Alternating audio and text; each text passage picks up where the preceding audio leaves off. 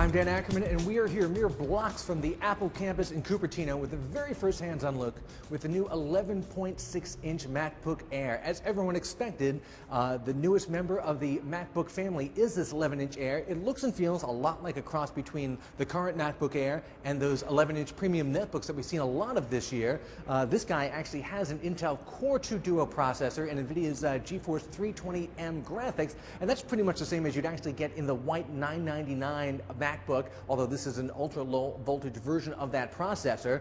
Still, for an 11-inch, premium netbook style system, that's a fairly reasonable and powerful set of hardware. You're going to find pretty much the same full-size keyboard and large multi-touch trackpad as you find on other members of the MacBook family. And the screen on this is actually really interesting. This is the first MacBook ever with a 16:9 display. That's really the industry standard now. It's 1366 by 768. The 13-inch version of the MacBook Air still has a 16:10 screen. MacBooks are really some of the only laptops left with 16:10 displays.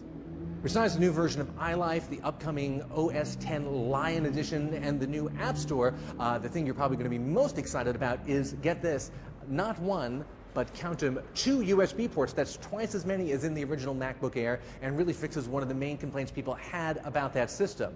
Like the original MacBook Air, it's actually very tapered. It's about 0.68 inches in the back, tapers down very thin in the front. The 11-inch is actually just as thick as the 13-inch. It's not really any thinner.